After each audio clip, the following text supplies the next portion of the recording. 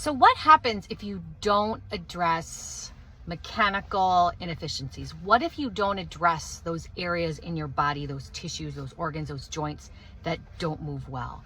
What happens if you don't address the stability to make sure joints are held stable and they're not subjected to lots of extra motion? What we see in the clinic when bodies are structurally inefficient, and when I say structurally inefficient, what that means is as you move through space, whether you're moving your arm, your leg, however you're moving your body, as I'm doing that now, you're twisting, you're turning, if tissues and structures can't move when you do, if the muscles can't hold your spine stable, if the muscles can't hold a hip in the right place, we get two things. In the areas that don't move, we get tug of war, banging, we get forces that go into those areas.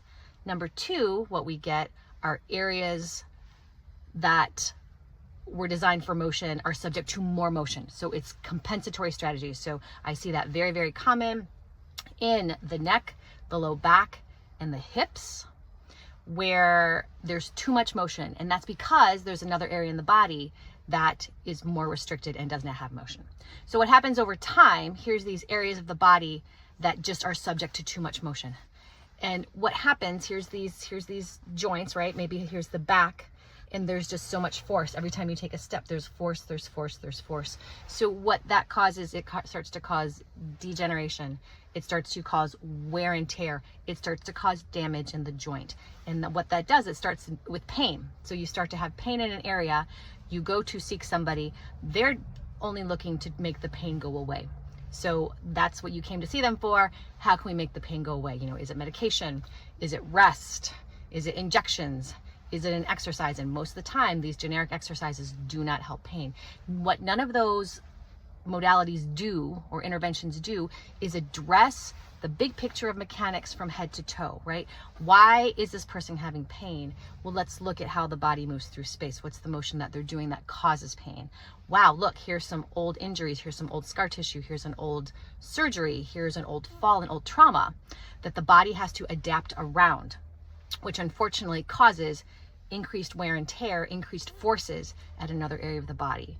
So left untreated, this pain maybe goes away, but it comes back, but those mechanics were never ever addressed. So left untreated, that wear and tear accumulates, that damage accumulates until it becomes to the point almost of no return. And once in a while I get a patient where I'm like, wow, there's so much damage here that yes, I can reduce the forces that went into the area, and that's critical. But this person is going to need surgery. So here I see people and they've got spine fusions, we've got hip replacements, there's all these joint replacements that for most people, they haven't addressed the underlying mechanics that drove it in the first place. And coming out of surgery, rehab is very, very challenging. It becomes very expensive on the back end, time of missed work, time of missed enjoyment, and then that risk of anesthesia. Anytime you go under surgery, there is a risk.